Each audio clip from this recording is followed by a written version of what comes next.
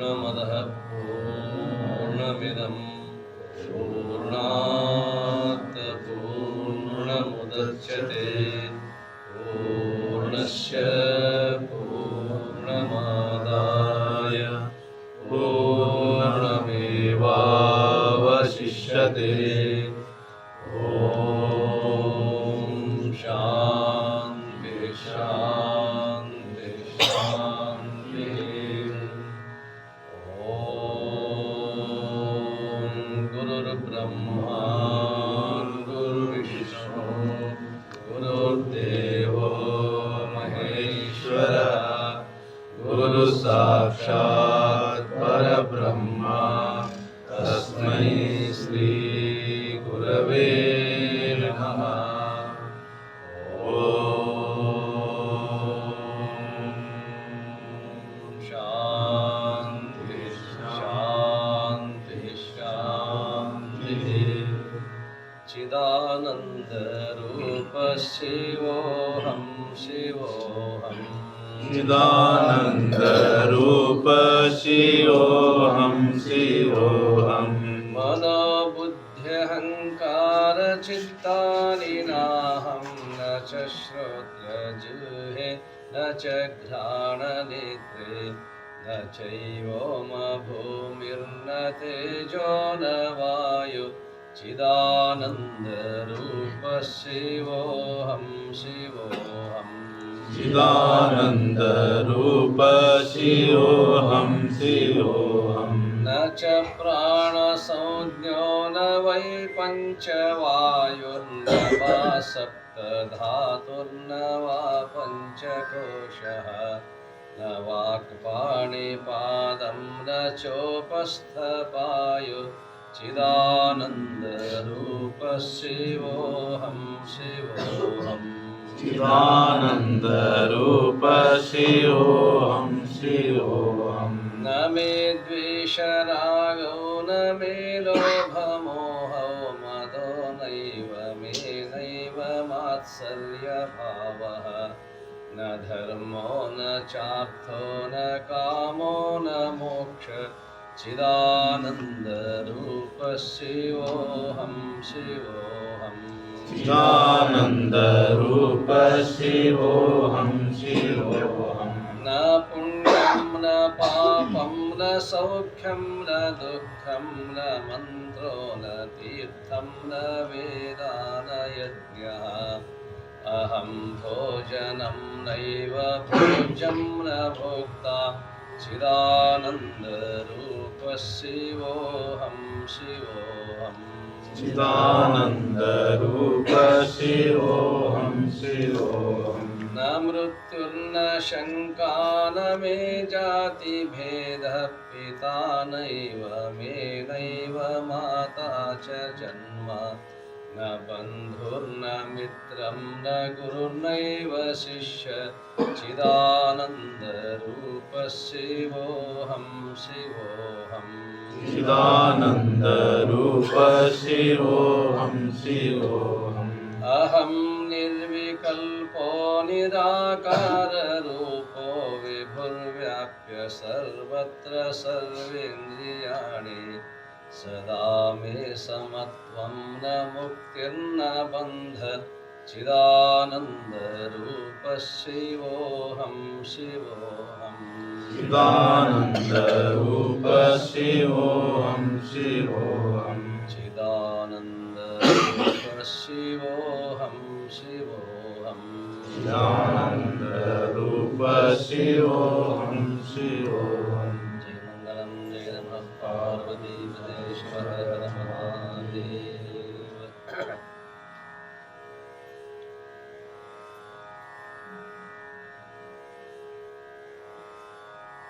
मूकं करोति वाचालं अंगुं लङ्घयते गिरिं यत्कृपातमहं वन्दे परमानन्दमाधवं मानवार्थमाविर्भूतं मानवीयादिलक्षकं शिवरूपं शिवानन्दं वन्द्यं वन्दे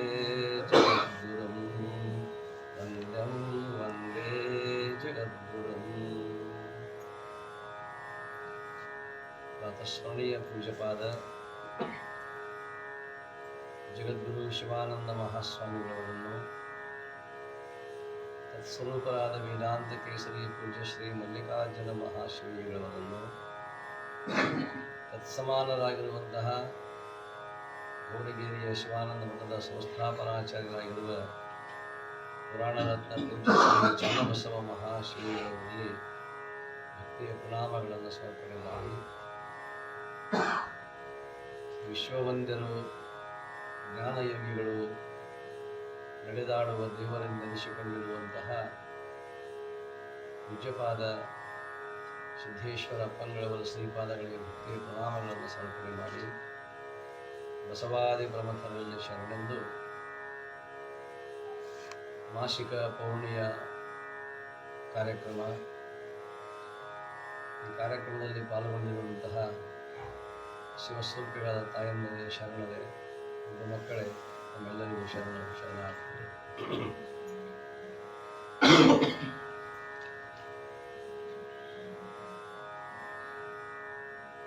ಮಾನವನಿಗೆ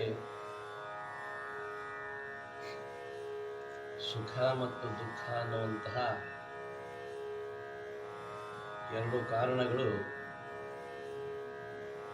ಈ ಮಾನವನನ್ನು ಬಂಧಿಸಿಬಿಟ್ಟಿದ್ದಾವೆ. ಬಂಧನಕ್ಕೆ ಕಾರಣವಾಗಿರತಕ್ಕಂಥದ್ದು ಒಂದು ದುಃಖ, ಇನ್ನೊಂದು ಸುಖ. ಸುಖದಲ್ಲಿಯೂ ದುಃಖವಿದೆ. ಅದಕ್ಕೆ ಅವರಂದರು ನಿಜಗೊಂಡ್ರೆ ಹೇಳ್ತಾರೆ, ಈ ಸುಖ ಹೇಗದ ಅಂತಂದ್ರೆ ನಂಜು ಬೆರೆಸಿದ ಸವಿಯೂಟ. ವಿಷವನ್ನ ಬೆರೆಸಿರುವಂತಹ ಇದು ಅಮೃತ ಮೃಷ್ಟಾನ್ನ. ಇದು ನೋಡಲಿಕ್ಕೆ ಮೃಷ್ಟಾನ್ನ ಅಂತ ಅನಿಸ್ತದ ನಮಗೆ, ಆದರೆ ಅದರಲ್ಲಿ ಇರ್ತಕ್ಕಂಥದ್ದು ವಿಷಮಿಶ್ರಿತವಾಗಿರ್ತಕ್ಕಂತಹ ಅಮೃತ ಇದೆ. ನಾನು ಯಾಕೆ ಹೇಳಬೇಕಾಯ್ತು ಅಂದ್ರೆ, ಸುಖದಲ್ಲಿಯೂ ಕೂಡ ಯಾವುದರಲ್ಲಿ ಸುಖ ಇದೆಯೋ ಅದರಲ್ಲಿ ದುಃಖವನ್ನು ನಾವು ಅನುಭವಿಸ್ತಾ ಇರ್ತೀವಿ.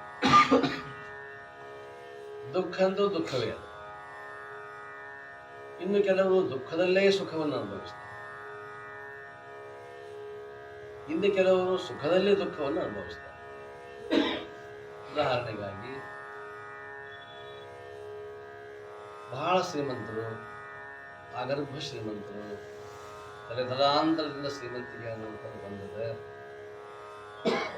ಆದರೆ ಹುಟ್ಟಿದಾರಭ್ಯದಿಂದಲೂ ಕೂಡ ಏನೋ 5-6 ವರ್ಷದ ಮಗುವಿದ್ದಾಗ ವೈದ್ಯರಿಗೆ ತೋರಿಸಲಿಕ್ಕೆ ಪ್ರಾರಂಭ ಮಾಡಿದರು, ಟ್ರೀಟ್ಮೆಂಟ್ ಪ್ರಾರಂಭ ಆಗಿದೆ.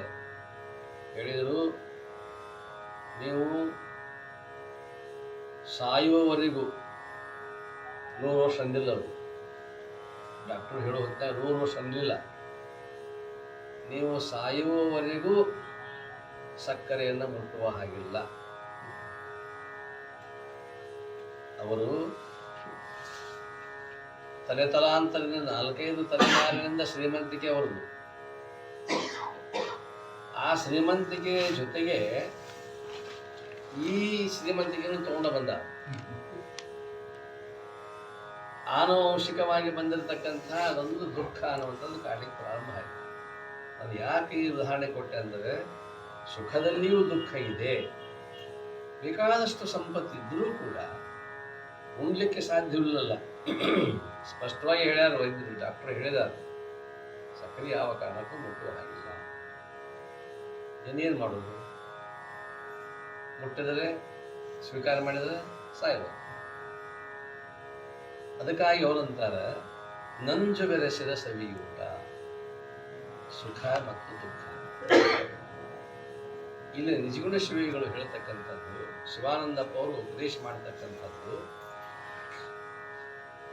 ನಿಧಿಕ್ರಿಯಾಚಾರ್ಯ ಸ್ಥಳದಲ್ಲಿರ್ತಕ್ಕಂಥ ಒಂದು ಪದ್ಯವನ್ನು ಆಯ್ಕೆ ಮಾಡಿಕೊಂಡು ಅಪ್ಪವರು ಉಪದೇಶ ಪ್ರಾರಂಭ ಮಾಡಿದ್ದಾರೆ. ಹೋದ ಹುಣ್ಣಿಮೆಯೊಳಗೆ ನಾವು ನಿಂದೆಯ ಬಗ್ಗೆ ಕೇಳಿದ್ವಿ. ನಿಂದೆ ವಿಷಯ ಇತ್ತು. ಈಗ ಅವರು ತಗೊಂಡಿರ್ತಕ್ಕಂಥ ವಿಷಯ ಜೀವನ ಬೆರೆಸಿದ ಮರಣವಾಗುವುದು. ಈ ಜೀವನಿಗೆ ಬಂದಿರತಕ್ಕಂಥ ಇವ ಜೀವಂತವಾಗಿ ಇದ್ದಾನೆ, ಜೀವಂತವಾಗಿಯೇ ಇದ್ದಾಗ ಮರಣವನ್ನು ಅನುಭವಿಸ್ಲಿಕ್ಕೆ ಹತ್ತಿದ್ದಾನೆ. ಜೀವಂತಿದ್ರೂ ಸತ್ತಂಗನಲ್ಲ, ಹಾಗೆ ಮಾಡಿರ್ತಕ್ಕಂಥದ್ದು ಕಾರಣ ಯಾವುದು? ಜೀವನ ಬೆರೆಸಿದ ಮರಣವಾವುದು ಪ್ರಶ್ನೆ ಇತ್ತು. ಅವರದೇ ಪ್ರಶ್ನೆ ಇತ್ತು, ಒಂದು ಉತ್ತರ ಹೇಳ್ತಾರೆ. ಜೀವನ ಬೆರೆಸಿದ ಅಂದರೆ ಈ ಜೀವನಿಗೆ ಬಂದಿರತಕ್ಕಂಥ ಮರಣ ಯಾವುದು? ಪ್ರತಿನಿತ್ಯವೂ ಮರಣವನ್ನು ಅವ ಅನುಭವಿಸ್ಲಿಕ್ಕತ್ತಿದ. ಯಾವುದು ಹಾಗಾದ್ರೆ ಮರಣ ಅಂದರೆ? ಚಿಂತೆ. ನಿಜಗುಣ ಸೇವೆಗಳು ಹೇಳ್ತಕ್ಕಂಥ ಜೀವನ ಬೆರೆಸಿದ ಮರಣವಾವುದು ಚಿಂತೆ.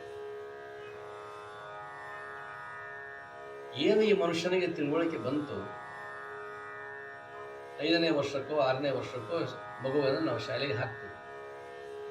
ಶಾಲೆಗೆ ಆ ಮಗುವನ್ನು ಹಾಕಿದ ನಂತರ ಶಾಲೆಯಲ್ಲಿ ಪ್ರಾರಂಭ ಆಯಿತು ಚಿಂತೆ. ಆ ಮಗುವಿಗೆ ಯಾವ ಚಿಂತೆ? ಶಾಲೆಗೆ ಬರಬೇಕು, ಅಭ್ಯಾಸ ಮಾಡಬೇಕು, ಅದರ ಲೆವೆಲ್ಗೆ ಅದ್ರ ಚಿಂತೆ. ಅದು ಏಕೋಪಾಧ್ಯಾಯ ಶಾಲೆ. ಒಂದೇ ಶಾಲೆಯೊಳಗೆ 4 ಕ್ಲಾಸ್ ನಡೆಸ್ಬೇಕು ಮಾಸ್ತರ್ ಏನು ಚಿಂತೆ? 4 ಕ್ಲಾಸ್ ನಡೆಸೋ ಚಿಂತೆ. ಮಗುವಿಗೆ ತನ್ನ ಅಭ್ಯಾಸ, ತನ್ನ ಶಾಲೆಗೆ ಬರೋದು, ಅದರ ಚಿಂತೆ ಅವನಿಗೆ ತನ್ನ ಮಟ್ಟಿಗೆ ಅಷ್ಟರ ಮಟ್ಟಿಗೆ ಅದು. ಆದರೆ ಏಕೋಪಾಧ್ಯಾಯ ಶಾಲೆಯಲ್ಲಿ ಆ ಮಾಸ್ತರಿಗೆ, ಶಿಕ್ಷಕರಿಗೆ ಒಂದು ಚಿಂತೆ ಏನು? 4 ಕ್ಲಾಸ್ ಇನ್ನೊಬ್ರು ಟೀಚರ್ ಕೊಡುವಲ್ರು, ಇನ್ನೂ 3 ಮಂದಿ ಕೊಡುವಲ್ರು, ಒಬ್ಬರೇ ಹ್ಯಾಂಗೆ ಕಲಿಸೋದು ಚಿಂತೆ.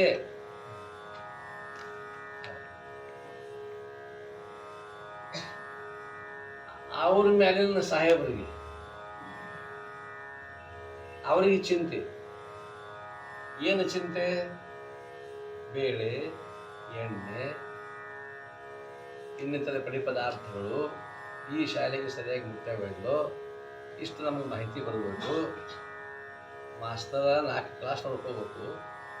ಇದೆಲ್ಲ ಬ್ಯಾಳಿ, ಎಣ್ಣೆ, ಸಕ್ಕರೆ, ಬೆಲ್ಲ, ತತ್ತಿ, ಹಾಲು ಇದೆಲ್ಲದರದ್ದು ವಿವರವನ್ನು ಇಡಬೇಕು. ಇದೆಲ್ಲ ಇದು ಒಂದಕ್ಕೊಂದು ಇದು ಚೈನು. ಇದು ಚಿಂತೆಯ ಚೈನ್ ಅಂತಕ್ಕಂಥದ್ದು. ಅದಕ್ಕಾಗಿ ಅವರಂತಾರ ಜೀವನ ಬೆರೆಸಿದ ಮರಣವಾ ಇವೇನು? ಇದು ನಿಜವಾಗ್ಲೂ ಕೂಡ ಇದು ಚಿಂತೆ ಅಲ್ಲ, ಅದು ವಿಷಯ. ಅದು ಅವರ ಕರ್ತವ್ಯ. ಅದು ವಿದ್ಯಾರ್ಥಿಗೆ ಅಭ್ಯಾಸ ಮಾಡೋದು ಕರ್ತವ್ಯ, ಶಿಕ್ಷಕ ಬೋಧ ಮಾಡೋದು ಕರ್ತವ್ಯ. ಅವರ ಮೇಲಿನ ಅಧಿಕಾರಿಗಳು ಸರ್ಕಾರದ ಸೌಲಭ್ಯಗಳನ್ನು ಯಾವ ರೀತಿ ಮುಟ್ಟೇದೋ ಇಲ್ಲೋ ಅನ್ನುವಂಥದ್ದು ವಿಚಾರಣೆ ಮಾಡ್ತಕ್ಕಂಥದ್ದು ಅವರ ಕರ್ತವ್ಯ. ಅದು ಚಿಂತೆ ಅಲ್ಲ, ಚಿಂತೆ ಅದಲ್ಲ. ಆದರೆ ಕೆಲವು ಸಮಯದಲ್ಲಿ ಕಣ್ಣಿಗೆ ಕಾಣಲಾರದಂತಹ ಮನಸ್ಸಿನ ಮೂಲಕವಾಗಿ, ಮನಸ್ಸಿನ ಬೆನ್ನು ಹತ್ತಿ ಹೋಗ್ತಕ್ಕಂಥ ಇಂದ್ರಿಯಗಳ ಮೂಲಕವಾಗಿ ಇದೇನು ನಡೀತದಲ್ಲ ವ್ಯವಹಾರ ಅಂತಕ್ಕಂಥದ್ದು, ವಿಷಯಗಳು ನಮ್ಮ ಕೈಗೆ ಸಿಗದೇ ಇದ್ದಾಗ ಪ್ರಾರಂಭ ಆಗಿದೆ. ಇದೊಂದು ವಿಷಯ ಇದೆ. ಈ ವಿಷಯ ನನ್ನ ಕೈಗೆ ಸಿಗದೇ ಇದ್ದರೆ ಇದನ್ನು ನಾನು ಹ್ಯಾಂಗೆ ಪ್ರಾಪ್ತಿ ಮಾಡ್ಕೊಳ್ಬೇಕು, ಅಥವಾ ಪ್ರಾಪ್ತಿನ ಆಗಲಿಲ್ಲ, ಜೀವನ ತುಂಬಲು ಚಿಂತೆ ಮಾಡೋದು. ಇದು ವಸ್ತು ನನಗೆ ಸಿಗಲಿಲ್ಲ, ಈ ವಸ್ತು ನನಗೆ ಸಿಗಲಿಲ್ಲ. ಹೌದು, ನೀ ಸಿಗಲಿಲ್ಲ ಜಪ ಮಾಡಿದ್ರೆ ಸಿಗ್ತದ ಅನ್ನೋದು ಇಲ್ಲ, ಪ್ರಯತ್ನವೂ ಮಾಡಿದೆ ಸಿಗ್ತನೋ ಇಲ್ಲ, ಕೈ ಬಿಟ್ಬಿಡಲ್ಲ. ಯಾವ ವಿಷಯ ನನ್ನ ಮನಸ್ಸಿಗೆ ನನ್ನ ದುಃಖವನ್ನು ಕೊಡುವುದಲ್ಲ, ಅದನ್ನು ಕೈ ಬಿಟ್ಬಿಟ್ರೆ ಆತು.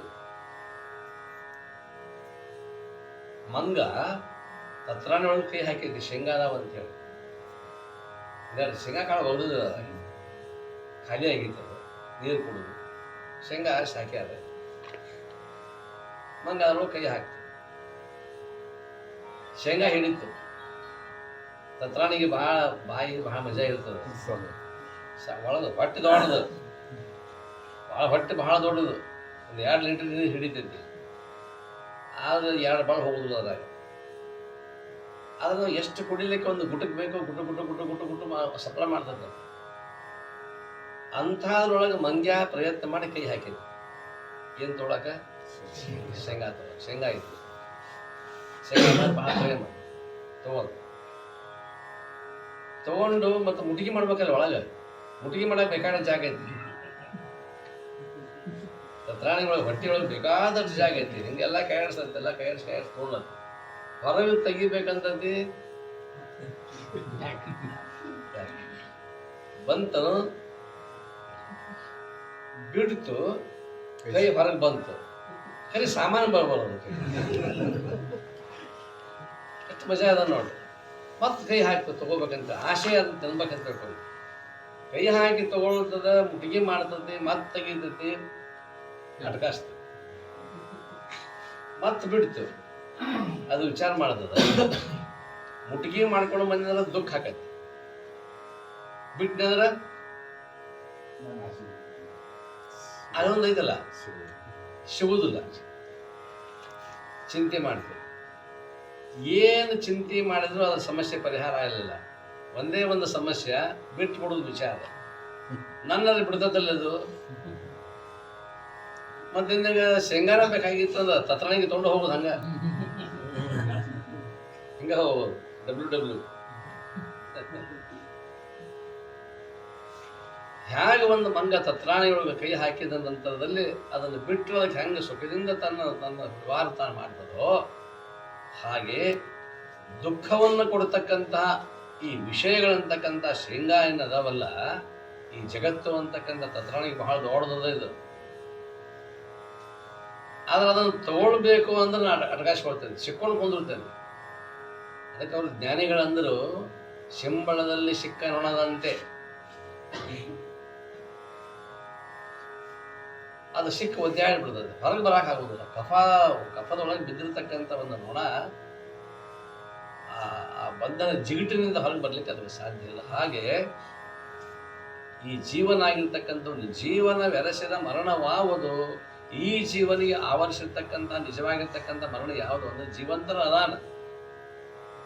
ಆದ್ರೆ ಯಾವತ್ತು ಏನೋ ಒಂದು ಜ್ಞಾನಿಗಳದ, ಯಾವುದೋ ಒಂದು ಚಿಂತೆಗಳದ. ಆದ್ರೆ ಚಿಂತೆ ಅನ್ನುವಂಥದ್ದು ಏನದಲ್ಲ, ಜೀವಂತ ಮನುಷ್ಯನನ್ನು ಸುಡುತ್ತದೆ. ಚಿಂತೆ ಜೀವಂತವಾಗಿರ್ತಕ್ಕಂತಹ ನಮ್ಮನಿಗೆ ಬಳಲಿಕೆಯನ್ನು ಕೊಡ್ತದಲ್ಲ, ಅದು ರಕ್ತವನ್ನು ಸುಟ್ಟು ಹಾಕ್ತದೆ.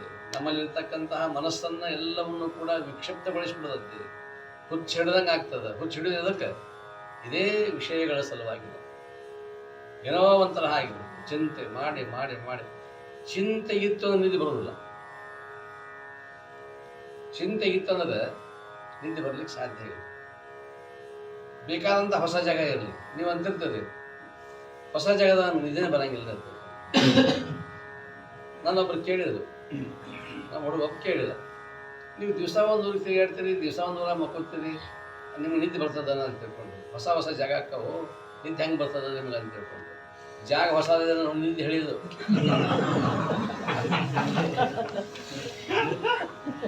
ಎಂದು ತಾಯಿಗಾರದಿಂದ ಹೊರಗೆ ಬಂದಿದ್ದು ಬಲಿ ಕುಡಿಯೋದು, ಮಕ್ಕಳೋದು, ಮತ್ತೊಂದು ಕೆಲಸ ಇಲ್ಲ. ಅಂದು ಏನು ಚಲೋ ಆಗೈತಿದ್ದು ಸ್ಟಡಿ ಅಭ್ಯಾಸ. ಮತ್ತು ಜಾಗ ಯಾವ್ದು? ಮೈ ಮುರಿದು ನಾವು ದುಡಿದಿದ್ವಿ ಅಂದ್ರೆ ಜಾಗ ಯಾವ್ದು ಅಂತೆ? ಮಣ್ಣು ಹೆಂಟಿರಲಿ, ಕಲ್ಲಿರಲಿ, ಏನು ಬೇಕಾದಿರಲಿ, ಯಾವ ದಿನ ಬೇಡ, ಸ್ಪಂಜ್ ಬೇಡ, ಹತ್ತಿ ಬೇಡ, ಏನು ಬೇಡ, ಕೈಯ ತಲೆಗುಂಬು ನಿದ್ರೆ ಅನ್ನುವಂಥ. ಅದಕ್ಕಾಗಿ ಅವರಂತಾರ ಚಿತಾ ದಹತಿ ನಿರ್ಜೀವಂ, ಚಿಂತಾ ದಹತಿ ಸಜೀವಂ. ನಡುವಿರ್ತಕ್ಕಂಥ ಶೂನ್ಯವೇ ನಾವು ಇಷ್ಟೆಲ್ಲ ಆಟಕ್ಕೆ ಮಾಡಿದ್ವು. ಇರೋ 2 ಅಕ್ಷರವು ಚಿಂತೆ, ಚಿತೆ. ಚಿಂತೆ ಅನ್ನುವಂಥದ್ದು ಜೀವಂತವಾಗಿರ್ತಕ್ಕಂಥ ಮನುಷ್ಯನನ್ನ ಇದು ಸಣ್ಣ ಮಾಡುತ್ತೆ. ಚಿತೆ ಅನ್ನುವಂಥದ್ದು ನೀವೇನು ಜೀವಂತವಾಗಿದ್ದಾಗ ಸಣ್ಣ ಆಗಿ ಆಗಿ ಆಗಿ ಪ್ರಾಣ ಕಳ್ಕೊಂಡಲ್ಲ, ಇವನ್ ತಂದು ಹಾಕುದು ಅದ್ರ ಮೇಲೆ. ಎದ್ರ ಮೇಲೆ? ಚಿತೆ, ಬೆಂಕಿ ಮೇಲೆ. ಅವನ ಬೆಂಕಿ ಬಂದಾನ. ಆದ್ರೆ ಅವ ಈ ಬೆಂಕಿ ಬರ್ಬೇಕಾಗಿತ್ತು ಅಂತಂದ್ರೆ ನಡುವೊಂದು ಸೊನ್ನೆ ಐತಲ್ಲ, ಆ ಸೊನ್ನೆ ಇದ್ದಾಗ ಜೀವಂತವಾಗಿದ್ದಾಗ ಅವನು ಕಾಡ್ತು ಕಾಡ್ತು ಕಾಡ್ತು ಕಾಡ್ತು ಕೊನೆಗೆ ಅವನೇ ಚಿತೆಯೇನೇ ಇರಲಿಲ್ಲ. ಬೇರೆ ಚಿತೆಗೆ ಯಾರು ಕಾರಣ ಅಲ್ಲ, ನನ್ನ ಚಿತೆಗೆ ನಾನೇ ಕಾರಣ. ಯಾವುದು? ಚಿಂತೆ. ಜೀವನ ವ್ಯರಸಿದ ಮರಣವಾವುದು ಚಿಂತೆ ಅಂತ ತಿಳ್ಕೊಂಡು ನಿಜಗುಣ ಶಿವಗಳು ಹೇಳ್ತಾರೆ. ಅದಕ್ಕಾಗಿ ದಾಸರು ಹೇಳಿದ್ರು, ಅನುಗಾಲವು ಚಿಂತೆ ಈ ಜೀವಕ್ಕೆ, ಮನವು ಮಾಧವನಲ್ಲಿ ಬೆರೆವ ತನಕ ಅನುಗಾಲವು ಚಿಂತೆ. ಯಾವಾಗ ಬಿಟ್ಟದ್ದು? ಬಡತನಕ್ಕೆ ಉಂಬುವ ಚಿಂತೆ. ಬಡತನ ನಿವಾರಣೆ ಮಾಡಿಕೊಳ್ಳುವ ಸಲುವಾಗಿ ಬಂದಿದ್ದು. ಏನು ಬಡತನ ಅಂದ್ರೆ ಏನು? ಬಟ್ಟೆ ಇಲ್ಲ. ಅಪ್ಪಗಳು ಅಂದರು, ಹರಿಹರದ ಕೇಳಿದ್ರು, ಪ್ರಸಾದ ಕೂತು ಬೆಳೆದಾಗ ಪ್ರಸಾದ ಮುಗಿದು ಕೈ ತಗೊಂಡಿದ್ರು ಅವ್ರಿಗೆ ನಮಸ್ಕಾರ ಮಾಡಿ ಕೂತಂದ್ರೆ ಅಜ್ಜವ್ರ ಒಂದು ಸಮಸ್ಯೆ ಕಾಡಾಕಿದ್ರು ನನಗೆ ಅಪ್ಪು ಅಂತ.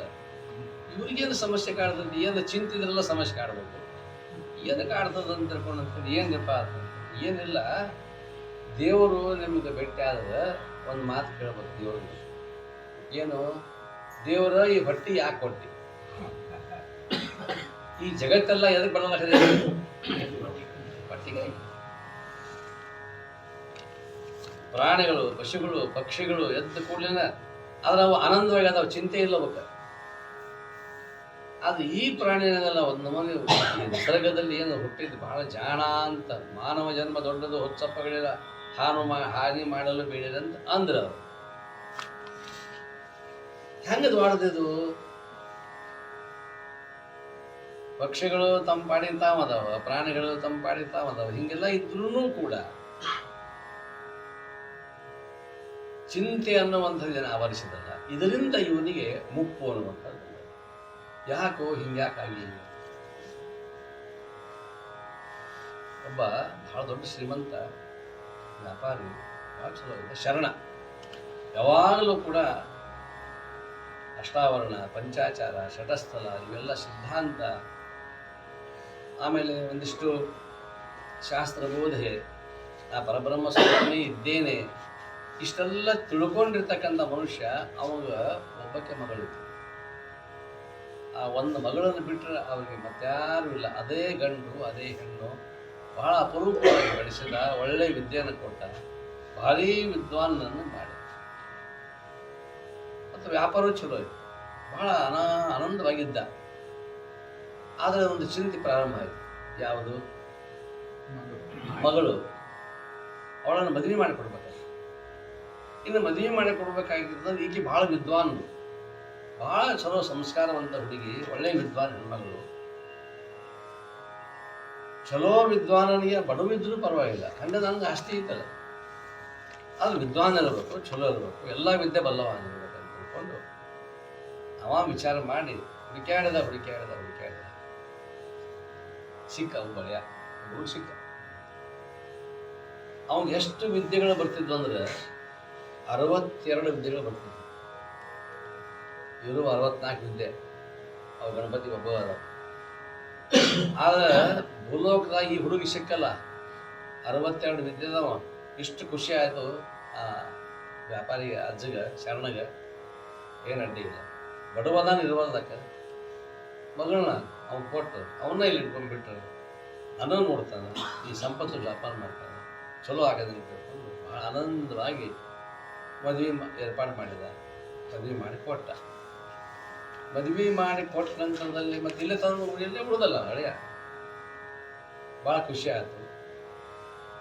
ಬರ್ತಾ ದಿವಸ ಹೋದಂಗೆ ಮೊದಲು ಏನಿದ್ದಲ್ಲಿ ಅವಳೆ ಕಟ್ಟು ಮಸ್ತಾಗಿ ಒಂದು ಮೋನೆ ಸಣಕಲಾದ, ಮೋನೆ ತೆಳ್ಳಗಾಗಿ ಸರಿದ್ಬಿಟ್ಟ. 7-8 ತಿಂಗಳಾಗಿ ಪೂರ್ತಿ ಜರದ್ ಬಿಟ್ಟ. ಎಲ್ಲ ಕೇಳೋರು, ಯಾಕೆ ಹಿಂಗೆ ಎಲ್ಲ ಚಲೋ ಇದ್ರಿ, ನಿಮ್ಮ ಮಗಳ ಬಗ್ಗೆ ಇದಾಕಿ ಅಳ್ಯಾ ಅಂತ ಅವಶ್ಯಕ, ಏನೋ ಅದ್ದೂರಿಂದ ಮದುವೆ ಮಾಡಿದ್ರಿ, ಇಷ್ಟೆಲ್ಲ ಒಳ್ಳೇದಿರ್ಲಿಕ್ಕಾಗಿ ಯಾಕೆ, ಏನು ಹಿಂಗಾಗಿನ ಶರೀರ ಏನು ಸರಿಯಾಗಿ ತೋರಿಸ್ಕೊಂಡಿರಲಿಲ್ಲ ಡಾಕ್ಟ್ರಿಗೆ ಅಂತ ಎಲ್ಲ ಕೇಳಿದ್ವಿ. ಏನಿಲ್ಲ, ಆರಾಮೈತಿ. ಅಲ್ಲ ಮತ್ತೆ ಹಿಂಗ್ಯಾಕಾಗೈತಿ, ಹಿಂಗೆ ಇರಬಾರ್ದು, ಏನು ಮಗಳು ಅಂತ ಋಷಿ ಅದ್ಭುತ ಜ್ಞಾನ ಆಕೆ. ಆಕೆಗಿಂತ ಮತ್ತು ಅವ ಅಳಿಯ ಭಾಳ ದೊಡ್ಡ. ಅವ 62 ವಿದ್ಯೆ ಅಂದ್ರೆ ಸಾಮಾನ್ಯನು ಅಂದರು ಆತ್ಮೀಯರು. ಇರುವ 64 ವಿದ್ಯೆ, ಅದ್ರಾಗ 2 ವಿದ್ಯೆ ಇಲ್ಲ, 62ಕ್ಕೆ ನೀವು ಸಮಾಧಾನ ಪಡ್ಕೋಬೇಕಲ್ಲ ಅಂತಂತ. ಹೌದು, ಅವೆರಡು ಇಲ್ಲ, ಅವೆರಡು ಇದ್ದು ಚಲೋ ಆಕಿತ್ತಂತಾನ. ಅಲ್ಲ 62 ಅದಾವಲ್ಲ. ಅಜ್ಜಂದ ಮುದುಕ ಅನುಭವಿದ್ದ, ಯಾವ ಇರ್ಬೇಕು ಅವಾಗಿಲ್ಲ, ಯಾವ ಇರಬೇಕು ಅವಾಗಿಲ್ಲ. ಏನಿಲ್ಲ ಅಂದ್ರೆ ಹಿರಿಯರು ತಿಳಿದವರು ಹೇಳಿದ್ದನ್ನ ಕೇಳುವಂಗಿಲ್ಲ, ತಂದು ತಾನು ಬಿಡುವಂಗಿಲ್ಲ. ಹಿರಿಯರು ಹೇಳಿದ್ದು ಕೇಳುವಂಗಿಲ್ಲ, ತಂದು ತಾ ಬಿಡುವಂಗಿಲ್ಲ. ಮತ್ತೆ ಉಳಿದು 62 ತಗೊಂಡು ಮಾಡೋದು ಬೆಂಕಿ ಒಂದು ಆಯ್ತು ವಿದ್ಯುತ್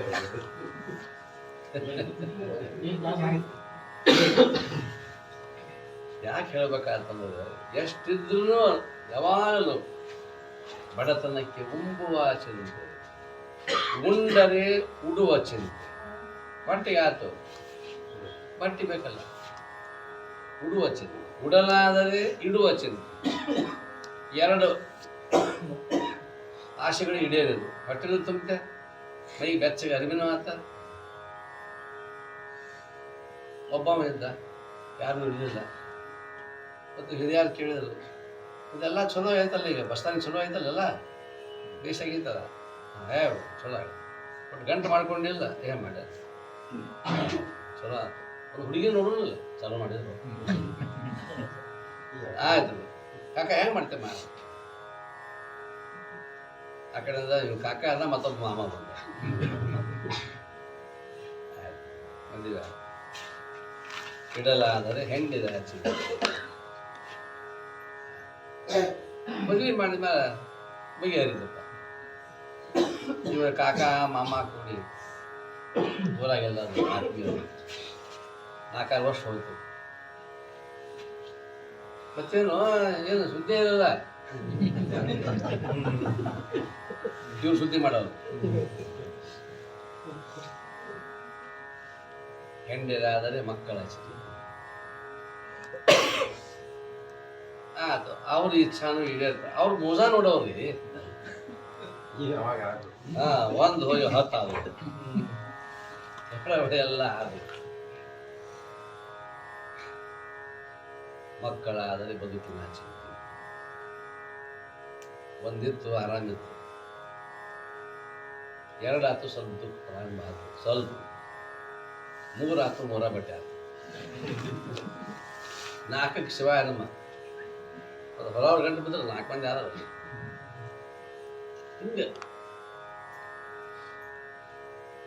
ಮಕ್ಕಳಾದರೆ ಬದುಕಿನ ಚಿಂತೆ, ಬದುಕಾದರೆ ಕೇಡಿನ ಚಿಂತೆ.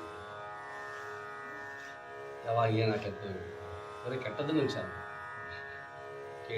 ಕೇಡಾದರೆ ಮರಣದ ಚಿಂತೆ. ಎಲ್ಲ ಇದು ಸಾಯಬೇಕಲ್ಲ, ಇಷ್ಟೆಲ್ಲ ಬಿಟ್ಟು ಸಾಯಬೇಕಲ್ಲ. ಹೌದು, ನೀವು ಏನು ಜಪ ಮಾಡಿದ್ರು ಸಾವು ತಪ್ಪೋದು, ಯಾರಿಗೂ ತಪ್ಪು. ಬೇಕಾದಂಥ ಮಂತ್ರ ಹೇಳಿಸ್ಬೇಕು ದೊಡ್ಡವ್ರ ಕಡೆಯಿಂದ, ಬೇಕಾದಂಥ ಯಾವ ಮಂತ್ರಕ್ಕೂ ಅವ ಯಮ ಬಗ್ಗೋದು. ಇನ್ನು ಕೆಲವರು ಎಲ್ಲ ಇರ್ತೈತಿ, ತಮ್ಮದೆಲ್ಲ ಬರೋಬ್ಬರಿ ಇರ್ತೈತಿ, ಮಂದಿ ಉಸಾಬರಿ ಮಾಡೋದು ಅದು ಚಿಂತೆನೆ. ತಮ್ಮದೆಲ್ಲ ಓಕೆ, ಎಲ್ಲ ಬರೋಬರ್ತೈತಿ, ಮಂದಿ ಚಿಂತೆ ಮಾಡೋದು.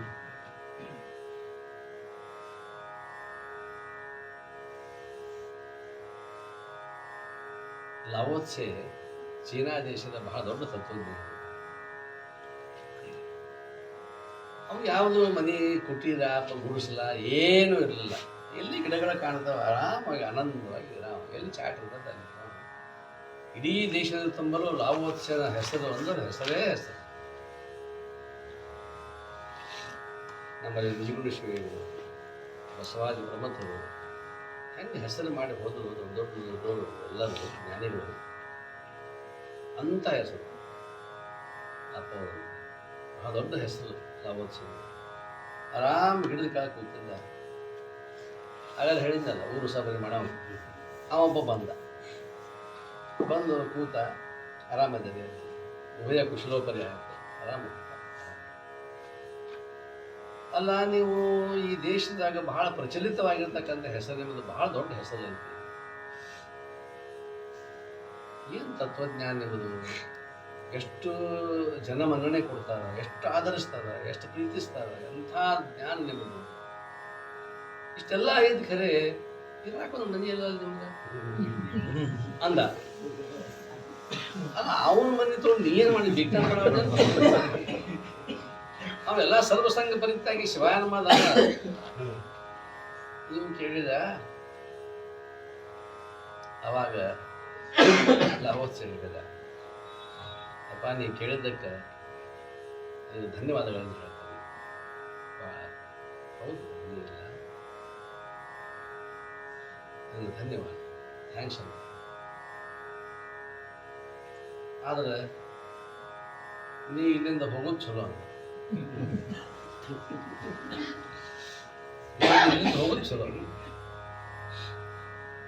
ಆಮೇಲೆ ತಿಳ್ಕೊಂಡ ಹಂಗಾರ ಇವ್ರು ಶಿಷ್ಯರು ಬಂದು ನಾ ಹಿಂಗೆ ಕೇಳಿದ್ದಕ್ಕೆ ಯಾರ ಏನ್ರ ನಾನು ಬರೆದುಗಳಿದ್ದಾರು ಬೇರಿಗಿದ್ದಾರು ಇಲ್ಲಿಂದ ಕಳಿಸ್ಕಿಸಾರ ಅಂತ ತಿಳ್ಕೊಂಡಂತ ಹಿಂಗೆ ತಿಳ್ಕೊಂಡು ಅವೇನಂದ ಯಾಕೆ ಹೋಗ್ಬೇಕು ಇಲ್ಲಿಂದ ಅಂತ ಕೇಳಿದ. ಅವಾಗ ಅವ ಹೇಳಿದ ಲವತ್ಸ ಹೇಳ್ತಾನ ತತ್ವಜ್ಞಾನಿ ತಿಳಿದ ಮನುಷ್ಯ ನೋಡಪ್ಪ ಈಗ ಒಂದು ಮನಿ ಇಲ್ಲ ಅಂದಿ ಇನ್ನ ಮುಂದೆ ಇನ್ನ ಏನೇನು ಇಲ್ಲ ಅಂತ ಗೊತ್ತಿಲ್ಲ ಅದಕ್ಕೆ ಸುಮ್ಮ ಇಲ್ಲದ ಉಪದೇಶಿ ನಾನು ತಲೆ ಹಾಕಕ್ಕೆ ಹೋಗ್ಬೇಡ ನಾ ಎಲ್ಲ ಮರೆತು ಕೂತೇನೆ ನನ್ನ ಕುಂದು ಕೊರತೆಗಳನ್ನು ಹೇಳವಲ್ಲ ಅದನ್ನ ತೊಗೊಂಡು ನಾ ಮಾಡಾವೇನೇನೆ ಅದಕ್ಕೆ ದಯಮಾಡಿ ನನ್ನ ಕೈ ಮುಗಿತೇನೆ ಈ ಜಾಗ ಬಿಟ್ಟು ನೀವು ಹೋಗು ಯಾಕೆ ನಾ ಹೋಗ್ತೇನೆ.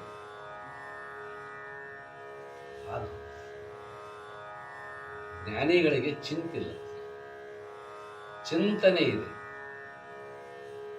ಯಾವಾಗಲೂ ಕೂಡ ಪರಮಾತ್ಮನ ಅನುಸಂಧಾನವೇ ಅವರ ಚಿಂತನೆ, ಬ್ರಹ್ಮಾನುಸಂಧಾನವೇ ನಾನು ಯಾರು.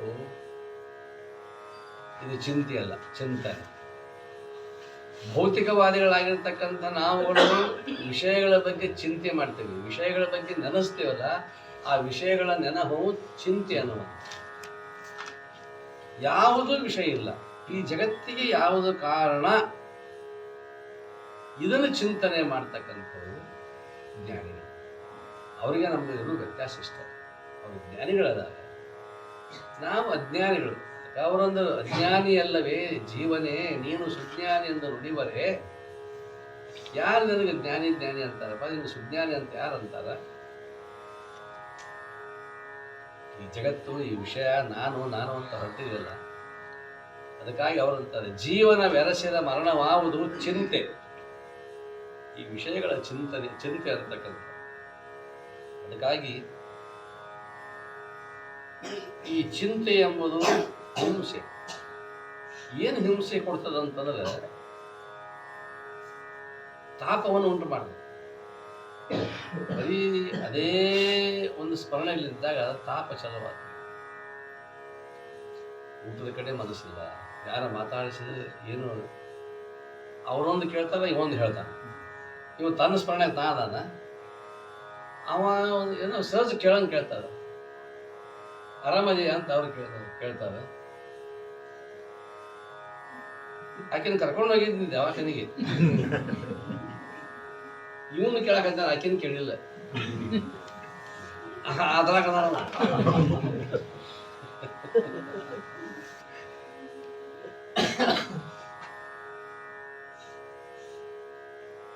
ಮಗ ಇದ್ರ ಅಂತವ ಏನ್ ಮಾಡುದಪ್ಪ, ಹೊರಗೆ ಹಾಕ್ಯಾನ. ಒಂದು ಪ್ರಶ್ನೆ ಕೇಳಿದ್ರೆ ಇಡೀ ಮಹಾಭಾರತ ಕಡಿಮೆ ಆಕೈತಿ, ಇವನ್ ಹೆಚ್ಚಾಗ ಅಷ್ಟು. ಅದಕ್ಕೆ ಒಂದು ಮೃಗಾಲವು ಚಿಂತೆ. ಎಲ್ಲಿತನ ಇದು? ಮನವು ಮಾಧವನಲ್ಲಿ ಬೆರೆಯುವ ತನಕ ಅಂದ್ರು. ಹೌದು, ಮನಸ್ಸು ಈ ಕ್ಷಣದಲ್ಲಿ ಆ ಚಿಂತೆಯನ್ನು ಬಿಟ್ಟು ಈ ಕಡೆಗೆ ಸ್ವಲ್ಪ ಪೃಥಕ್ ಆಯ್ತು ಅಂತಂದ್ರೆ, ದಾರಿ ಬದಲಿಸ್ಕೊಳ್ತೇವೆ ಅಂತ, ಡೈವರ್ಷನ್ ಆಯ್ತು ಅಂತಂದ್ರೆ ಸುಖ ಅನ್ನುವಂಥದ್ದು ಐತಿ.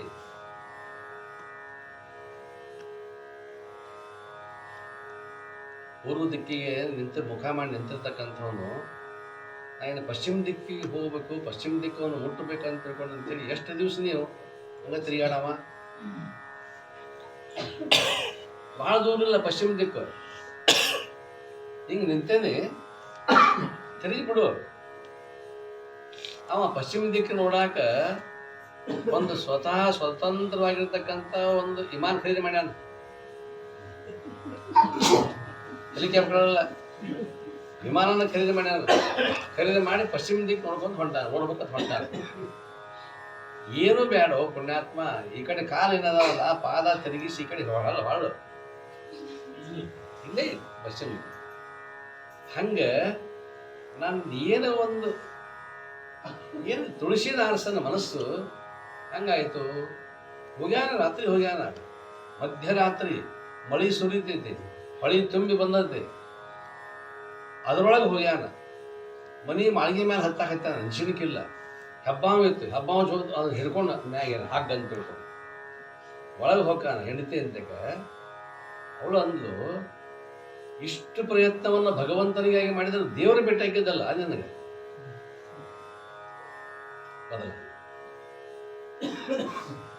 ಯಾವ ವಿಷಯಕ್ಕಾಗಿ ಯಾವ ವ್ಯಕ್ತಿಗಾಗಿ ತನ್ನ ಹೆಂಡತಿಯ ಮೋಹದಿಂದ ಅದನ್ನು ಇಷ್ಟೆಲ್ಲ ಕಷ್ಟ ನಷ್ಟವನ್ನು ಅನುಭವಿಸಿ ಬಂದಿದ್ದಲ್ಲ, ಇಷ್ಟು ಸಾಹಸವನ್ನು ನೀನು ದೇವರಿಗಾಗಿ ಮಾಡಿದ್ದೆ ಅಂತಂದ್ರೆ ದೇವರ ಬೆಟ್ಟಕ್ಕಿದ್ದಲ್ಲ.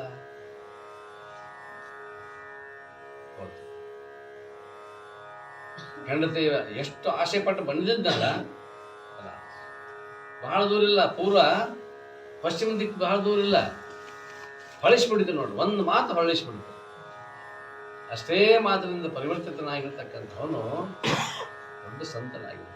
ಹೆಂಡತಿಯ ಒಂದು ಮಾತು ಅಷ್ಟು ಪರಿಣಾಮವನ್ನು. ಹೀಗೆ ಚಿತೆ, ಚಿಂತೆ, ಚಿಂತನೆ. ಚಿತೆ ಪ್ರಾಣ ಹೋಗಿದ್ದನ್ನು ಸುಡುತ್ತದೆ, ಚಿಂತೆ ಜೀವಂತ ಇದ್ದುದನ್ನು ಸುಡುತ್ತದೆ, ಚಿಂತನೆ ಅನ್ನುವಂಥದ್ದು ಉದ್ಧಾರ ಮಾಡ್ತದೆ. ಇಷ್ಟು ವ್ಯತ್ಯಾಸ. ಒಂದು ಸುಡುತ್ತದೆ, ಒಂದು ಭೌತಿಕವಾಗಿ ಸುಟ್ಟು ಹೋಗಿದ್ದೀವಿ, ಬೂದಿ ಮಾಡ್ತದೆ. ಇನ್ನೊಂದು ಇದ್ದಾಗಲೇ ನನ್ನೆಲ್ಲ ಶಕ್ತಿಯನ್ನು ಹರಣ ಮಾಡಿ ಎಲ್ಲವನ್ನೂ ಕೂಡ ನಾಶ ಮಾಡಿ ಏನೋ ಒಂಥರ ವ್ಯಾಕುಲಿತ ಮನಸ್ಸನ್ನು, ವಿಕ್ಷಿಪ್ತ ಮನಸ್ಸನ್ನು ಉಂಟು ಮಾಡ್ತದೆ. ಆದರೆ ಏನು ಮನಸ್ಸನ್ನು ಭಗವಂತನ ಕಡೆಗೆ ತಿರುಗಿಸಿದರೆ ಅದು ಚಿಂತನೆ ಅಂತಕ್ಕಂಥದ್ದಾಗ್ತದೆ. ಅಂಥ ಚಿಂತನೆ ಅಂತಕ್ಕಂಥದ್ದನ್ನು ಮಾಡಿಸುವ ಸಲುವಾಗಿ ನಿಜಗುಂಡಂತಾರೆ, ಜೀವನ ಬೆರೆಸಿದ ಮರಣವಾವುದು ಯಾಕಪ್ಪ? ಭಗವಂತ ಒಂದಿಷ್ಟು ಉಂಡುಟ್ಟು ಆರಾಮಿರಲಿಕ್ಕೆ ದೇವರು ನಮಗೆ ಕೊಟ್ಟು ಕಳಿಸಾನೆ, ನಿಸರ್ಗದಲ್ಲಿ ಬದುಕು ಅಂತ ತಿಳ್ಕೊಂಡು ಇದೇ ವಿಷಯವನ್ನೇ ಜೀವನದ ತುಂಬರೂ ಕೂಡ ಅಪ್ಪ ಅವ್ರು ಏನು ಹೇಳಿದ್ರು, ಆನಂದವಾಗಿರಲಿ. ದೇವರು ಎದಕ್ಕೆ ಕೊಟ್ಟಾನ? ಪಂಚಮಹಾಭೂತಗಳು, ಇಷ್ಟೊಂದು ಹಣ್ಣುಗಳು, ಇಷ್ಟೊಂದು ಹೂವುಗಳು, ಈ ಕಾಯಿಗಳು, ಈ ನೆಲ, ಏನು ನೆಲದಲ್ಲಿ ಏನು ಅದ್ಭುತವಾಗಿರ್ತಕ್ಕಂತಹ ಒಬ್ಬ ರೈತ ಎಷ್ಟು ಅದ್ಭುತವಾಗಿರ್ತಕ್ಕಂಥ ರಸ ತೆಗಿತಾನಲ್ಲ, ಅದು ಅವನಿಗೆ ಗೊತ್ತದೆ. ಏನು ಹಾಕಿದರೆ ಏನು ಬರ್ತದೋ ಒಬ್ಬ ರೈತನಿಗೆ ಗೊತ್ತದೆ. ಎಲೆ, ಕಾಂಡ, ಹೂವು, ರೆಂಬೆ, ಮಿಡಿ, ಮೊಗ್ಗು, ರಸದ ಫಲ ಒಂದರಂತೊಂದಿಲ್ಲ ರಚನೆಯ ರೂಪದಲ್ಲಿ. ಎಲೆ ಒಂಥರ, ಕಾಂಡ ಒಂಥರ, ಬೇರು ತಳಗಿರ್ತಕ್ಕಂಥ ಬೇರುಗಳು ಕಣ್ಣಿಗೆ ಕಾಣೋದಿಲ್ಲ. ಮೇಲೆ ಇರ್ತಕ್ಕಂಥ ವೃಕ್ಷಕ್ಕೆ ಎಷ್ಟು ಅದ್ಭುತವಾಗಿರ್ತಕ್ಕಂಥ ರಸವನ್ನು ಕೊಡ್ತಾವ. ಮ್ಯಾಗಿನವಂತವ ನಾವು ಎಷ್ಟು ಚಂದದೇವ ಅಂತ ತಿಳ್ಕೊಂಡು, ಕೆಳಗಂತದ ನಾವು ಅದೇವ ಅಂತ ತಿಳ್ಕೊಂಡು ಮ್ಯಾಗ ಚಂದದಿ. ನಾವ ಒಂದು ಸ್ವಲ್ಪ ಕಡೆ ಮ್ಯಾಗ ಬಂದ್ವಿ ಅಂದ್ರೆ ನೀವು ಹೊರ ಊಟ ಹಾಕಿರ್ತೀರೋ. ಎಲೆ, ಕಾಂಡ, ಹೂವು, ರೆಂಬೆ, ಮಿಡಿ, ಮೊಗ್ಗು, ರಸದ ಫಲ ಒಂದರಂತೊಂದಿಲ್ಲ, ಒಂದಕ್ಕೊಂದು ಸಂಬಂಧ ಇಲ್ಲ. ಎಂತಾಯಿತೋ ಎಂತು, ಯಾರದೋ ಕೈ ಚಳಕ. ಈ ನೆಲದ ಸೊಬಗು ಇದು ಮುದ್ದುರ. ಈ ನೆಲದಲ್ಲಿ ಒಂದು ಸೊಬಗು ಅನ್ನುವಂಥದ್ದು, ಒಂದು ಶಕ್ತಿ ಅಂತಕ್ಕಂಥದ್ದು.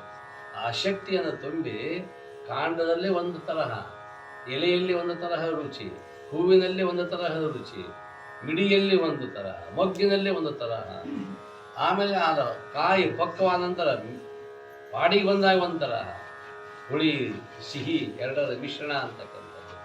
ನಿಷ್ಪತ್ತಿ, ಹಣ್ಣು ತುಂಬಿಕೊಂಡು ಬಿಡ್ತೇವೆ, ಎಷ್ಟು ಮಧುರವಾಗಿರ್ತಕ್ಕಂಥ ಫಲ ಎಲ್ಲಿಂದ ಬಂದಿದ್ದೆಲ್ಲ ಈ ನೆಲದ ಸೊಬಗು. ಇದು ಮತ್ತು ಮಣ್ಣು, ಅದು ನೇರವಾಗಿ ಮಣ್ಣನ್ನು ತಿರುವುದಿಲ್ಲ ನಾವು. ಮಣ್ಣಿನಲ್ಲಿ ಹಣ್ಣು ತೆಗೆಯುವ ಶಕ್ತಿ ಅಂತಕ್ಕಂಥದ್ದು ಎಲ್ಲಿಂದ ಬಂತು, ಯಾರು ಇಟ್ಟಿರಲ್ಲ? ಇದು ಚಿಂತನೆ. ನನಗೆ ಹಣ್ಣ ಸಿಗಲಿಲ್ಲ, ಈಗಂತೂ ಗಂಟು ಬಿದ್ದ ಬಿಡ್ರಿ, ಹಣ್ಣ ಸಿಗಬಾರ್ದು.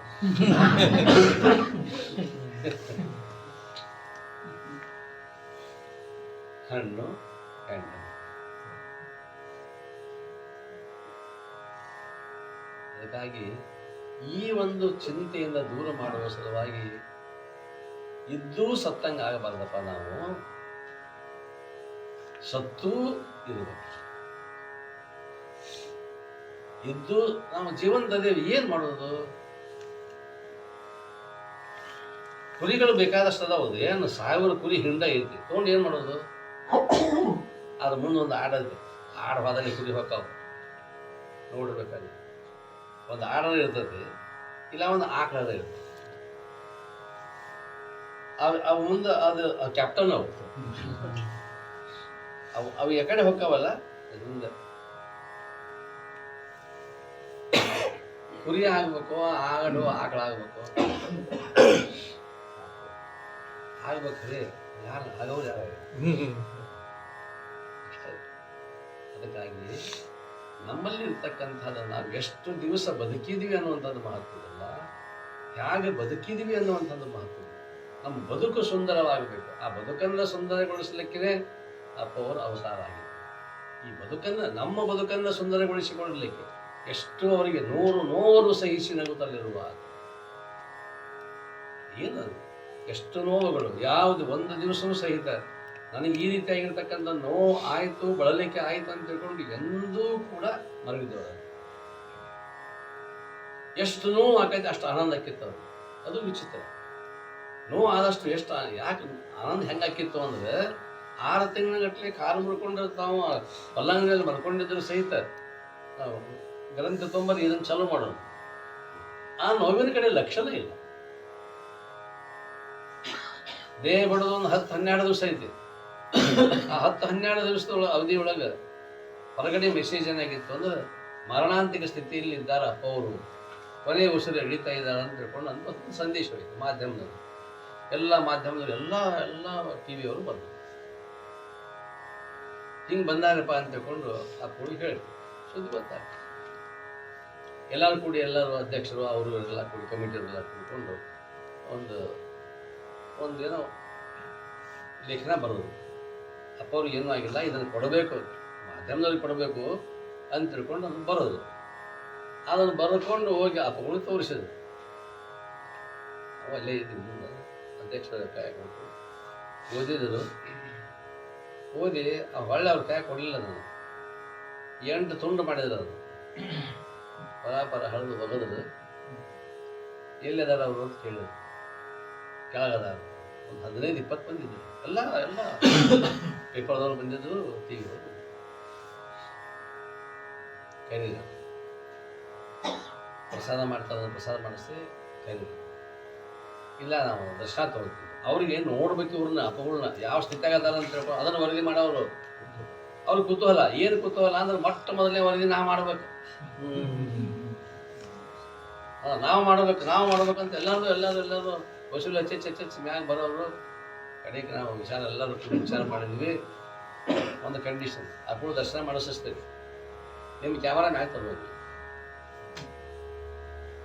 ಎಲ್ಲ ಕ್ಯಾಮ್ರಾ ಕೆಳಗಿಡಿಸಿ ಅಪ್ಪಗಳು ಎಷ್ಟು ತಯಾರಾದರು ಅಂತಂದ್ರೆ ಊಟಿಲ್ಲ. ಅವರು ಬರೋದಕ್ಕಿಂತ ಪೂರ್ವದಲ್ಲಿ 8 ದಿವಸ ಊಟ ಇಲ್ಲ. ಇನ್ನು 10 ದಿವಸಕ್ಕೆ ದೇಹ ಬಿಡೋರು. ಅನಶನ ವ್ರತ ಅವ್ರದ್ದು, ಒಂದೊಮ್ಮೆ ಸಲ್ಲೇಖನ ವ್ರತ. ಅವಾಗ ತಯಾರಾದರು, ಶರ್ಟ್ ಹಾಕೊಂಡು ತಯಾರಾಗಿ ಎಲ್ಲಿಂದ ತುಂಬಿಕೊಂಡ್ರು ಶಕ್ತಿ ತುಂಬಿಕೊಂಡ್ರು. ಅಂದ್ರೆ ಅವ್ರ ಎದುರಿಗೆ ನಾನು ಬಲಹೀನ ಅಂತ ಅನಿಸ್ಕೋಬಾರ್ದು. ಬಲಹೀನೇನ ಆತ್ಮ ನ ಲಭ್ಯ ಅಂತ ಹೇಳ್ಕೊಂಡು ಕಠೋಪನಿಷತ್ತು ಹೇಳ್ತಾರೆ. ಬಲಹೀನನಿಗೆ ಆತ್ಮ ಸಾಕ್ಷಾತ್ಕಾರ ಆಗುವುದಿಲ್ಲ ಅಂತ.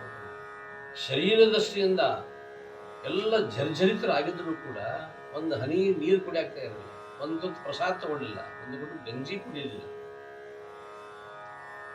ಕರೀರಿ ಅವರು ಹೊರಗಡೆ ಮಲ್ಕೊಂಡಿದ್ರು. ಎದ್ದು ಕೈಯಾಗ ಗತ್ತ ಹಿಡ್ಕೊಂಡು ಹುಡ್ಕೋತ ಹೊರಗೆ ಬಂದರು. ಅಲ್ಲೇ ಹಾಲು ಹೊರಗೆ ನೋಡಿದ್ರು, ಕೂತರು. 2 ಕೈ ಹೀಗೆ ಹೋಗಿ ಹಿಂಗೆ ಪಲಂಗಲ್ಲಿ ಕೂತ್ಕೊಂಡು ಬಂದು ಯಾರು ಕೂತಿದ್ದರು. ನಮಸ್ಕಾರ ಮಾಡಿದ್ರು.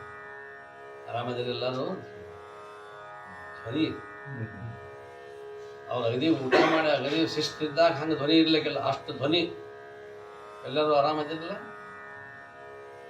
ಆ ಧ್ವನಿ ಕೇಳಿದ ಕೂಡ ಆಶ್ಚರ್ಯ ಅದೆಲ್ಲರೂ. ನಮಸ್ಕಾರ ಮಾಡಿದರು. ಆರಾಮಾಯ್ತಪ್ಪ,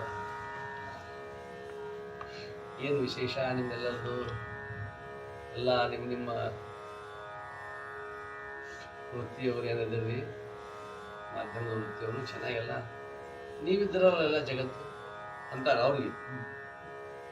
ಇವರಿದ್ರೆ ತಾವಿದ್ರ ಜಗತ್ತಲ್ಲ,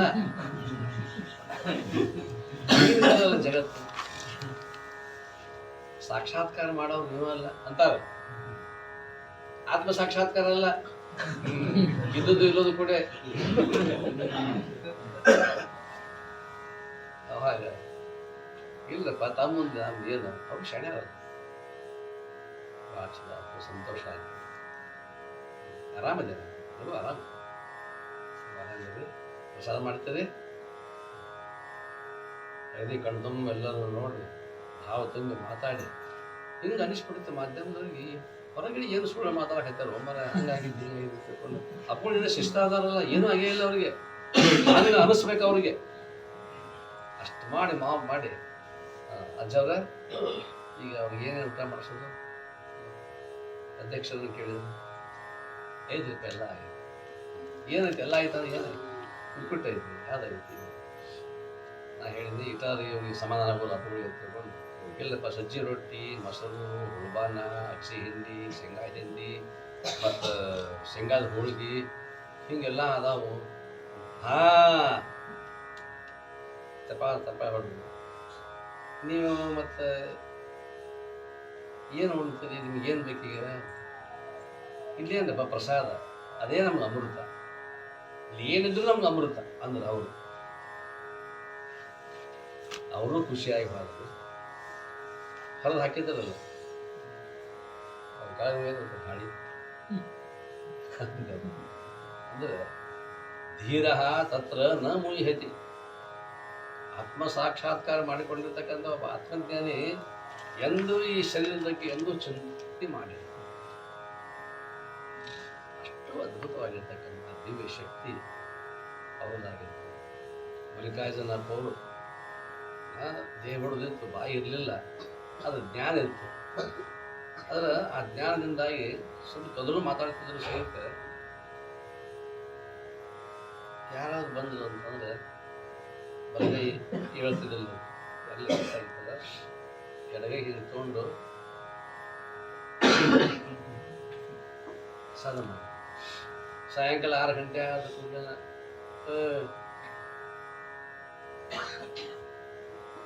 ಶಾಸ್ತ್ರ ಹೇಳ್ರಿ ಯಾರ ಚಲೋ ಹಾಡುಗಾರ ಮೊದಲಕಂಡಿ ಮಲ್ಲಯ್ಯ ಸ್ವಾಮಿಗಳು ಮೊದಲಕಂಡಿ ಸಿದ್ಧಗಿರಿ ಸ್ವಾಮಿಗಳು ಬಾಲೆಂಪುರದ ಇಬ್ರಾಹಿಂ ಸಾಹೇಬರು ಇಂಥವ್ರು ಯಾರು ಬಂದರು ಅಂತಂದ್ರೆ ಇಬ್ರಾಹಿಂ ಸಾಹೇಬರು ಬಂದು ಕೂಡಿದ್ರು ಸರಿಪ್ಪ ಹಾಡು ಮೊದಲಕಂಡಿ ಸಿದ್ಧಗಿರಿ ಸ್ವಾಮಿಗಳು ಹೇಮರೆಡ್ಡಿ ಮಲ್ಲಮ್ಮನ ಆಟ ಬಹಳ ಪ್ರಸಿದ್ಧವಾಗಿ ಮಾಡಿರ್ತಕ್ಕಂಥ ಬಹಳ ಬಯಲಾಟ ಮಾಡಿ ಅವರು ಬಂದ ಕೂಡಲೇ ಮಲ್ಲಮ್ಮನ ಪಾತ್ರ ಭಾರಿ ಚಂದ ಮಾಡ್ತಾರೆ ಸುಂದರವೇ ಮಾಡೋದು. ಮಲ್ಲಮ್ಮ ಅಂದ ಮಲ್ಲಮ್ಮ ಹಾಡು ಅದ ಹೇಮರೆಡ್ಡಿ ಮಲ್ಲಮ್ಮ ಸಿದ್ಧಗಿರಿ ಸ್ವಾಮಿಗಳು ಬಂದರು ಅಂದ್ರೆ ಯಾರ್ಯಾರು ಬರ್ತಾರ ಅವರ ಆ ಸ್ಮರಣೆ ಅಂತ ಎಂದೂ ಕೂಡ ಮಲ್ಲಿಕಾರ್ಜುನ ಅಪ್ಪದನ್ನು ಹಿಂಗೆ ಆತಲ್ಲ ಅಂತ ತಿಳ್ಕೊಂಡು ಎಂದೂ ಚಿಂತೆ ಮಾಡ್ತಾರೆ. ಅಂದ್ರೆ ಜ್ಞಾನಿಗಳ ಲಕ್ಷಣನೇ ಬೇರೆ. ನಾವು ಭೌತಿಕವಾದಿಗಳು, ಅವರು ಆತ್ಮಜ್ಞಾನಿಗಳು. ಆದ್ದರಿಂದ ಇವತ್ತು ವಿಷಯನೂ ಹಾಗೆ ಬಂದದ. ಅಪ್ಪ ಅವ್ರದ್ದು ಈಗ ಅವರ ಪುಣ್ಯಸ್ಮರಣೆ 3ನೇ ವರ್ಷದ ಪುಣ್ಯಸ್ಮರಣೆ ಅಂತಕ್ಕಂಥದ್ದು. ಆದ್ದರಿಂದ ಅವರು ಜ್ಞಾನಿಗಳಂದು ಚಿಂತೆ ಯಾಕ ಮಾಡ್ತಿದ್ದಿ ಚಿನ್ಮಯನಿದ್ದಾನೆ. ಚಿನ್ಮಯ ಅಂತಕ್ಕಂಥದ್ದು ಪರಮಾತ್ಮನಾನ ಗೌರಿ ವಲ್ಲಭನಿದ್ದಾನೆ, ಅವ್ರು ದೂರ ಮಾಡ್ತಾನೆ. ನಾವು ಮಾಡೋದು ಮತ್ತು ಇನ್ನೊಂದು ಏನು ಅಂತಂದ್ರೆ ನಾವು ಎದಕ್ಕೆ ಚಿಂತೆ ಮಾಡಕತ್ತೀವಿ ಅಂದ್ರೆ ಹಿಂದಾಗಿದ್ದಕ್ಕೆ ಚಿಂತೆ ಮಾಡಕತ್ತೀವಿ. ಮುಂದೆ ಸುಖ ಮಾಡ್ಕೊಳ್ಳೋದಕ್ಕೆ ಚಿಂತೆ ಮಾಡಕತ್ತಿಲ್ಲ ನಾವು. ಮುಂದೆ ಐತೆ ನಮ್ಗೆ ಅವಕಾಶ ಐತಿ, ಸುಖವನ್ನು ಅನುಭವಿಸೋದಕ್ಕೆ ಮುಂದೆ ಅವಕಾಶ ಐತಿ. ಹಿಂದಾಗಿದ್ದಕ್ಕೆ ನಾವು ಚಿಂತೆ ಮಾಡಕತ್ತೀವಿ. ಹೌದು, ಹಿಂದಾಗಿದ್ದು ಯಾರಿಗೂ ಗೊತ್ತಿಲ್ಲ. ಹಿಂದಿನ ಜನ್ಮದಲ್ಲಿ ಅನೇಕ ಭವಾಂತರಗಳಲ್ಲಿ ದುಃಖ ಅಂತಕ್ಕಂಥದ್ದು. ಅದಕ್ಕೆ ಅವರಂದರು ಶರಣರಂದರು 1 ಅಲ್ಲ 2 ಅಲ್ಲ 3 ಅಲ್ಲ 4 ಅಲ್ಲ 84 ಲಕ್ಷ ಯೋನಿಯೊಳಗೆ ಬಂದೆ ಹಿಂದಿದ್ದು ಹೇಳ್ತಾರೆ. ಬಾರದ ಭವಂಗಳನ್ನು ಉಂಡೆ ಭವಂಗದ ದುಃಖ, ಜನನ ಮರಣದ ದುಃಖವನ್ನು ಊಟ ಮಾಡಿದೆ. ಆದರೆ ಬಸವಣ್ಣವರು ಹೇಳಿದರು, ಅಕ್ಕಮಹಾದೇವಿ ಹೇಳ್ತಾರ, ಚನ್ನಮಲ್ಲಿಕಾರ್ಜುನ ಇನ್ನು ಹುಟ್ಟಿದನಾದರೆ ಮುಂದಿನ ಹೇಳ್ತಾರೆ, ಮುಂದಿನ ತಯಾರಿ ನಿನ್ನ ಪಾದದಾಣೆ, ನನ್ನ ಸುಖ ಆಗಬೇಕಾಗಿದೆ. ಹಿಂದಿನ ವಿಚಾರ ಮಾಡಲಿಲ್ಲ, ಆಗಿದ್ದು ಆಗಿ ಹೊರತವ್ರು. ಹಿಂದೆ ಹೋಯ್ತು, ಮುಗೀತು. ಅದು ಹೊಳ್ಳಿ ಬರೋದಿಲ್ಲ ನಾವು ಚಿಂತೆಯನ್ನು ಮಾಡಿದರೆ. ಆದರೆ ಮುಂದಿನದ ಬಗ್ಗೆ ಚಿಂತನೆ ಮಾಡು. ಹಿಂದಿನ ಬಗ್ಗೆ ಚಿಂತೆ ಮಾಡಕ್ಕೆ ಹೋಗ್ಬೇಡ, ಮುಂದಿನ ಬಗ್ಗೆ ಚಿಂತನೆಯಿಂದ ಬಿಡಲಿಕ್ಕೆ ಹೋಗ್ಬೇಡ. ಇದು ನಿಜಗುಣ ಶಿವಗಳು ಹೇಳಿರ್ತಕ್ಕಂಥದ್ದು. ಅದೇ ಮಾತನ್ನು ಇಲ್ಲಿ ಶಿವಾನಂದಪ್ಪ ಅವರು ಈ ರೀತಿಯಾಗಿರ್ತಕ್ಕಂಥದ್ದು. ಚಿಂತೆ ಅನ್ನುವಂಥದ್ದು ಹಿಂಸೆಯೇ, ಅದು ಕೂಡ ಮನಸ್ಸಿಗೆ ಹಿಂಸೆ, ಶರೀರಕ್ಕೆ ಹಿಂಸೆ. ಅದನ್ನು ಕೊಡಾಕತ್ತೀವಿ ನಾವು, ಅದು ಬೇಡ. ಪ್ರಪಂಚದಲ್ಲಿ ಇರ್ತಾವೆ ಚಿಂತೆಗಳಿಲ್ಲ ಅಂತ ಅನ್ನಂಗಿಲ್ಲ, ಅದಕ್ಕೆ ಶಾಶ್ವತ ಪರಿಹಾರ ಐತನು. ಈ ಪ್ರಪಂಚ ಅನ್ನುವಂಥದ್ದನ್ನು ಕೂಡ ಯಾರು ಇದನ್ನು ಇದು ಇದು ಹೆಂಗದ ಅಂದ್ರೆ ಚಿಂತೆ ಸಮುದ್ರದಾಗ ಅಲೆಗಳು ಬರ್ತಾವೆ ನೋಡಿ, ತೆರೆಗಳು ಬರ್ತಾವೆ, ತುಫಾನುಗಳು ಬಂದೇ ಬರ್ತಾವೆ. ಅದಕ್ಕೆ ಒಂದು ಕೆಲಸ ಮಾಡೋದು, ಅದಕ್ಕೊಂದು ಬಟನ್ ಕುಂದಿಸು. ಬಟನ್ ಬಡೋದ ಕೂಡಲೇ ಬಂದ್ ಆಗ್ಬೇಕವು ತೆರೆಗಳು. ಸಾಧ್ಯ ಐತೆ ಹಂಗ ಈ ಪ್ರಪಂಚದಲ್ಲಿ ನಾವು ಬಂದೇವಪ್ಪ ಅಂದ್ರೆ ಸುಖ ದುಃಖದ ತೆರೆಗಳು ಹೆಂಗ ಮ್ಯಾಲೆ ಹೇಳ್ತತಿ, ಒಮ್ಮೆ ಕೆಳಗೆ ಇಳಿತೈತಿ, ಮ್ಯಾಲೆ ಹೇಳ್ತತಿ, ಒಮ್ಮೆ ಕೆಳಗೆ ಇಳಿತೈತಿ. ಸುಖ ದುಃಖ ತೆರೆ ಇದು ಬಂದು ಬಡಿತೈತಿ ದಂಡಿಗೆ, ಮತ್ತೆ ಹೊಳೆ, ಮತ್ತೆ ಗಾಳಿ ನಿರಂತರ ಇರ್ತಕ್ಕಂಥದ್ದು. ಇದೇನು ಬಿಟ್ಟಿಲ್ಲ. ಆದರೆ ನೀರು ಶಾಶ್ವತ, ಗಾಳಿ ಮೇಲಿಂದ ತುಫಾನುಗಳು ಹೇಳ್ತಾವ. ಹಂಗೆ ನಮಗೊಂದೊಂದು ಗಾಳಿ ಬಿಡ್ತಾವ. ಯಾವಾಗಂದ್ರೆ ಆ ಗಾಳಿ ಬಿಟ್ಟಾಗ ಇವು ಚಲೋ ಆಕಾವ ಸರ್. ಗಾಳಿ ಬಿಡುದು ಅದು ನೋಡ್ರಿ, ನಿನ್ನೆ ಮೊನ್ನೆ ಬಹಳ ಆರಾಮಿತ್ತು, ಇವತ್ತು ನೋಡಿ ಥಂಡಿ ತನ ಗೌಡ್ರು, ನಮ್ಮ ಸಾಹೇಬರು, ಹಿರಿಯ ಸಾಹೇಬರು, ಗಾಳಿ ಸುಮಾರು ಗಾಳಿ. ಇದು ಭೌತಿಕವಾಗಿರ್ತಕ್ಕಂಥ ಇದು ಹೊರಗಿನ ಗಾಳಿ. ನೀವು ಹೆಂಗಾರ ಪ್ಯಾಕ್ ಮಾಡ್ಕೊತೀರಿ, ಒಳಗಿನ ಗಾಳಿ ಇದಕ್ಕೆ ಸ್ವಿಟ್ರೆ ಎಲ್ಲದಾವ. ಅದಕ್ಕೆ ಅಂಥದ್ರ ಒಳಗಿನ ಗಾಳಿಗಳನ್ನ ನಾವು ತಡೆ ಹಿಡಿಬೇಕಾಗಿತ್ತು. ಅಂದ್ರೆ ಒಂದೇ ಒಂದು ಆತ್ಮಚಿಂತನೆ, ಬ್ರಹ್ಮಚಿಂತನೆ, ದೇವಚಿಂತನೆ, ಇಷ್ಟು ಬಿಟ್ಟರೆ ಮತ್ತೊಂದು ಏನೂ ಇಲ್ಲ. ಎಲ್ಲವನ್ನು ಭಗವಂತನ ಪಾದಕ್ಕೆ ಅರ್ಪಣೆ ಮಾಡಿ, ಎಲ್ಲ ನಿಂದದಪ್ಪ ನಮ್ದು ಏನದ ಅಂತ ತಿಳ್ಕೊಂಡು ಅಂತ ಅಂದಿವಿ ಅಂತಂದ್ರೆ ಅದು ನನ್ನ ಮೇಲೆ ಹಾಕೊಂಡೆ ಅಂತಂದ್ರೆ ಶಿವ ಇದು ತಿಪ್ಪಿ ಎಲ್ಲ ಕೆದರ್ಕೊಂಡು ಮೈಮಾಲ್ ಹಾಕೊಂಡು ದುಃಖ ಪಡುವಾಗ ಬೇಡ ಅಂತ ತಿಳ್ಕೊಂಡು ಜೀವನ ಬೆರೆಸಿದ ಮರಣವಾಗುವುದು ಚಿಂತೆ. ಆ ಚಿಂತೆಯನ್ನು ದೂರ ಮಾಡಿಕೊಳ್ಳುವ ಸಲುವಾಗಿ ಒಂದಿಷ್ಟು ಸತ್ಸಂಗ ಅಂತಕ್ಕಂಥದ್ದು ಇಡೀ ಜೀವನದ ತುಂಬನೂ ಕೂಡ ನಿರಂತರವಾಗಿರ್ತಕ್ಕಂಥ ಚಿಂತನೆಯನ್ನು ನಮಗೆ ಹಚ್ಚಿರ್ತಕ್ಕಂಥವರು ಅಪ್ಪವರು, ಸಿದ್ದೇಶ್ವರಪ್ಪವರು, ಮಲ್ಲಿಕಾರ್ಜುನಪ್ಪವರು, ಇಡೀ ಒಂದು ನಮ್ಮ ಗುರು ಪರಂಪರೆ ಅಂತಕ್ಕಂಥದ್ದು. ಅಂತಹ ಚಿಂತೆಯನ್ನು ದೂರ ಮಾಡಿಕೊಂಡು ಪರಮಾತ್ಮನಿಗೆ ಪ್ರಿಯರಾಗಬೇಕಾಗಿತ್ತು ಅಂದರೆ ಅವನ ಚಿಂತನೆಯನ್ನು ಮಾಡೋಣ ಅಂತಕ್ಕಂಥ ಮಾತುಗಳನ್ನು ಇವತ್ತಿನ ದಿವಸ ಸಂದೂರು ಪಾದಕ್ಕೆ ಅರ್ಪಣೆ ಮಾಡಿ, ಇವತ್ತು ಮೊನ್ನೆ ಆಗಿರ್ತಕ್ಕಂತಹ ಜನವರಿ 2ನೇ ತಾರೀಕು ಪೂಜ್ಯರು ಬಯಲಾಗಿ ಹೋಗಿರ್ತಕ್ಕಂಥವ್ರು, ಬಯಲ ಸ್ವರೂಪರಾಗಿ ಹೋಗಿರ್ತಕ್ಕಂಥವ್ರು. ಇಲ್ಲಿ ಯಾವುದೇ ಅಸ್ತಿತ್ವ ಅಂತಕ್ಕಂಥದ್ದಿಲ್ಲ. ಅಂತಹ ಅದ್ಭುತವಾಗಿರ್ತಕ್ಕಂಥ ವಿಶ್ವಾತ್ಮರೀಗ ಅವರು. ಬರೇ ಒಂದು ಕಡೆ ಇರ್ತಕ್ಕಂಥವ್ರಲ್ಲ, ನಮ್ಮ ಅದೇ ವಿಚಾರ ಮಾಡಿದ್ದು ಅಷ್ಟೇ ಸತ್ಯ.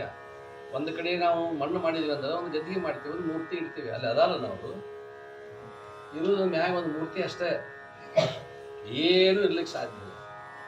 ಈಗ ಅವರು ವಿಶ್ವಾತ್ಮ, ನಾವೆಲ್ಲೆಲ್ಲದೇವಿ ಇಡೀ ವಿಶ್ವದ ತುಂಬಲು ಅದ. ಬರೀ ಒಂದು ದೇಶದಲ್ಲಿ ಇಲ್ಲ, ಎಲ್ಲಿವರೆಗೆ ಆಕಾಶದ ಅಲ್ಲಿವರೆಗೆ ಅವರದ. ಭೂಮಂಡಲದ ತುಂಬ ನಾ ಹೇಳೋದಿಲ್ಲ, ಆಕಾಶ ಎಲ್ಲಿವರೆಗೆ ಐತಲ್ಲ, ಮತ್ತೆ ಎಲ್ಲಿವರೆಗೆ ಐತೆ ಆಕಾಶ?